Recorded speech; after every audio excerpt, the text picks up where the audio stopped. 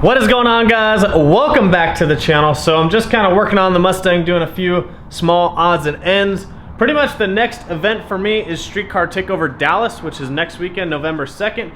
And then the following weekend, I think it's the 8th or the 9th, is Streetcar Takeover Oklahoma City. So I'm really excited. I'm trying to just get the car ready for Dallas and for Oklahoma City. So I'm not doing any racing or any test and tuning this weekend. So I'm just trying to get the car ready. That way next week we can just load up and go to Dallas. There is a private test session on Friday, but I kind of just want to save the car for Saturday and not beat on it too much. I did get a revision from Lund, and he's going to retard some of the timing on the two-step to see if we can get to launch actually a little bit harder. So if you guys didn't watch 2 videos ago, we went to the track, we cut some 125 and 128 60 foots, which is really awesome, but he thinks we can actually get the car to leave a little bit harder. Other thing is, I'm still waiting on the upper control arms to come in. Hopefully they come in before Streetcar Takeover, and we can fix that little bit of camber in the back and get the tires planting square on the track. So, like I said, just cleaning up a few things. I'm working on a few electrical things that I'm just cleaning up from just kind of throwing it together before we went testing. I do have a transmission pan leak. I don't know why, but this thing wants to leak all the time. If you guys don't know, I already switched the gasket on it once, and I actually ordered a couple nicer gaskets from Summit about a week ago, and they just came in yesterday. So I'm gonna change the gasket again, and I'm actually gonna check the pan to make sure it's not warped, because they do warp actually pretty easily. So if you put them on a flat surface like a granite countertop or something like that that's perfectly flat, you can actually check that. So I'll probably be doing that in the next video or two, because we do need to fix that issue as it's dripping a little bit of trans fluid. If you guys don't know, I do have the Motion Raceworks parachute mount kit, which you guys can get from motionraceworks.com.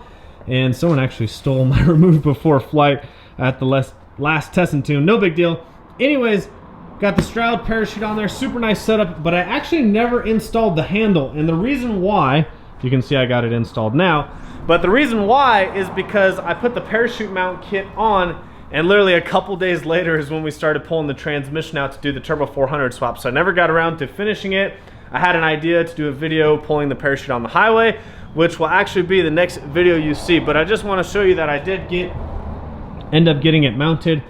So just mount it right there, and see, push it all the way down, and you can see the cable comes out. So I did have to trim it a little bit. It's a little bit long for the setup, but yeah, just works perfectly right there.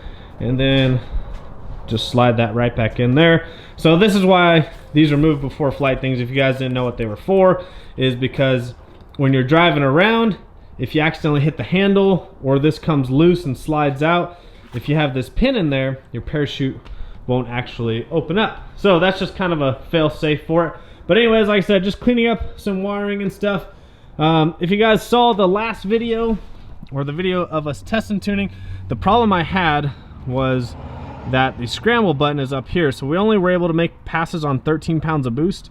And so I'm thinking about moving the scramble button somewhere closer to the shifter. Right now, the trans brake button is on the shifter, scramble's up here, and bump box is over here. Motion Raceworks actually makes a double button, one that has one up top and one on bottom, and then they have one for up here and then one right next to it. But it's for an aftermarket steering wheel, and this is obviously the OEM steering wheel. I do have plans to change this out. The only problem that I see with doing that is that we're using the left paddle as the clutch, because the car has a manual PCM technically in it for the Turbo 400, which means it needs to have a clutch activation for the car to start. So that would be the biggest issue, is figuring that out. And then anytime the display comes up here, trying to toggle through, I'm sure you could mount these buttons somewhere else, but yeah, that would be the only thing, is trying to figure out that. And then the clutch pedal, which is actually the left paddle. But anyways, I'm probably going to move that somewhere over here where it's closer to reach, and that way I'm not having to shift and then come up here. But we did think about putting 2 buttons here, but like I said, they don't make a bracket for the OEM steering wheel yet. I could also put this button on the shifter. It's funny, there's a company that actually makes a shifter handle with 2 buttons, but it's just not for this shifter. So those are some options. Also, if you guys don't know, I've got the shift light up here now, which we kind of have working. It's working decently. It's not working very perfect, but it is working decently. However, the best thing to honestly do would be to convert this to an air style shifter. The problem is that this is a reverse valve body. So shifting down is actually the way it goes, where if you had it shifting the other way, you just hook up these little air things and it literally just shoots and hits the back of this and shifts it forward. It's a super easy deal, but because this is a reverse one, you can't have that mechanism in front of it because it would stop you from going into reverse and park. So that's part of the reason why I haven't figured out the air shifter. They do make air shifters for these reverse valve bodies, but they're very large. They're like Pro Mod style shifters. Insert Pro Mod joke here. Anyways, so we've got the handle right here for the parachute. Nice and easy to reach. So like I said, next video you guys will see me doing that. But what I want to show you guys is I got a few things in from Motion Raceworks that I want to show you. One is this cool ass t-shirt. It actually says Boxer Built on the back, and I got Kennedy one, and you can't see the back of my shirt, so we'll just open up Kennedy's. Hopefully she doesn't get too mad about it. I mean, I bought her a shirt, she should be excited. So super nice shirts from Motion Raceworks, but the back of these is super cool because it says Boxer Built. So Doug actually has boxers. He's got some other dogs too, I think, but Boxer Built, pretty cool because I have boxers. We have boxers in the family, so I think it's an awesome shirt. Anyways, the biggest thing that I want to talk to you about, what the video is actually about, is this Motion Raceworks safety checklist. So this thing is awesome. It's a magnetic thing. You can just put it, you know, this is obviously our front garage, but our back garage has some cabinets, and we can just stick this against those, and then you can have it up. What's really cool is this is dry erase. So you can reuse this. It's not like you throw it away and you've got to get a new one every time. So if you get a dry erase marker, you can actually just put it against the car too, which is kind of cool. Anyways, it's got this really awesome safety checklist. Now, anytime you're going fast, going slow, it doesn't matter. Even driving around town, these are things you always want to go over. Now, if you're racing the car and you're going out every weekend and beating on it, these things you want to be doing every weekend before you go out. So on like a Thursday or a Friday, typically Joe and I have, well, now we use these, awesome, but before, it's kind of like a Thursday or Friday, you go through a checklist of things you want to check. You need to make sure everything's tight, everything's aired up, you don't have any problems, you don't have any leaks, because the last thing you want to do is get to the track and run across all these problems, or even worse, cause a wreck at the track. So if you're going through all of these things, you know, making sure the calipers are tight, the shocks are tight, the control arms, steering, tie rods, if you have an engine diaper, trans blanket, transline fittings, converter bolts, rear caliper bolts, rear shock bolts, pretty much this is all your suspension and drivetrain exterior. So with the suspension and drivetrain, making sure obviously all that's tight, torque to spec, nothing's leaking.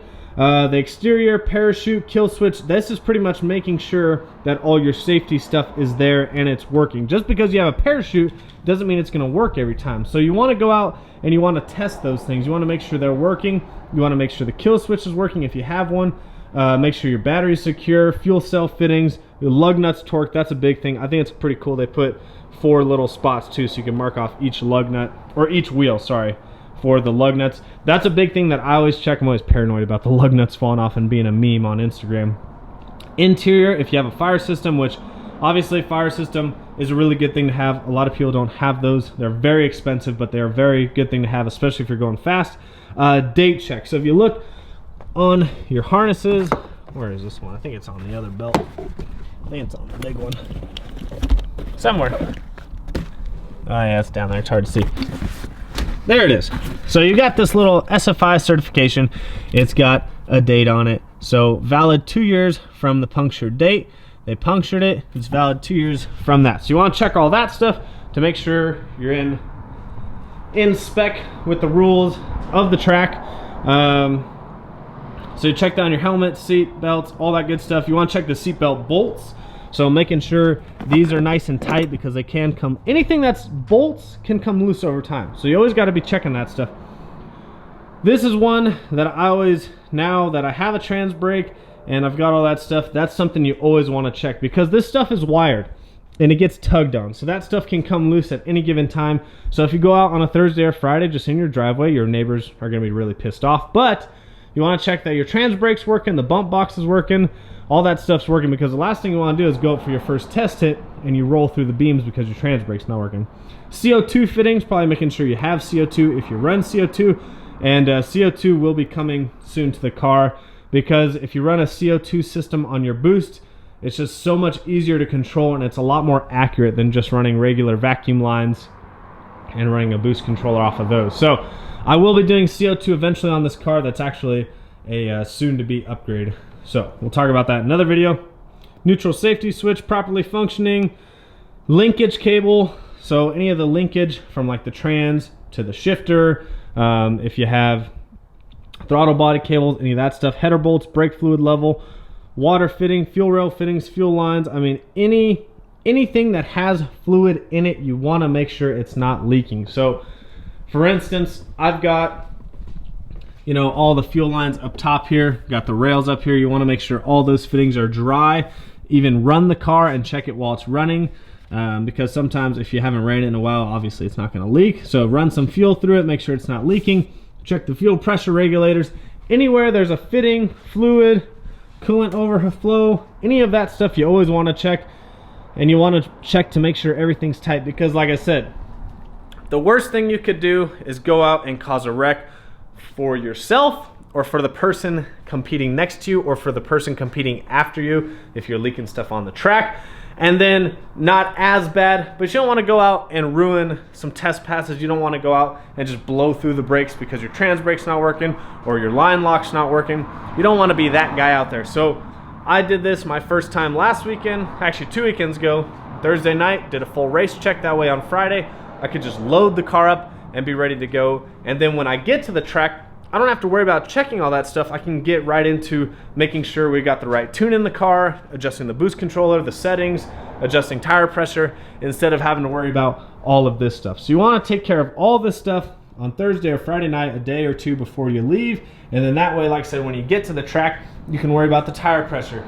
You can worry about the tune-up that's in the car. You can worry about all of that stuff and not have to worry about any of this stuff. Because if you're checking all this stuff, it's really less likely that something's gonna fail on you. But if you're not checking this stuff and then you go out and make a pass, any of these things can leak on you, something can give out on you, and that's just gonna turn your whole test and tune session or your racing weekend into a lot shorter weekend, because you're gonna be going home sooner. So as well as safety, this is gonna help you go faster too if you're checking all that stuff. You ain't gonna go fast if you're leaking fuel all over the place, or if you're leaking trans fluid, you end up burning up your transmission. So I think everyone should have one of these. Like I said, Motion Raceworks just made these. They're super inexpensive, and I think he's actually, I'm not sure if he's still doing it, but they were free if you ordered like over 100 or over 200 bucks. I can't remember exactly what it was, but definitely go out and buy you one of these, motionraceworks.com. They're really inexpensive. It's a really good thing to check, and these are awesome because they're magnetized, and you can take a dry erase marker and just mark all that stuff off,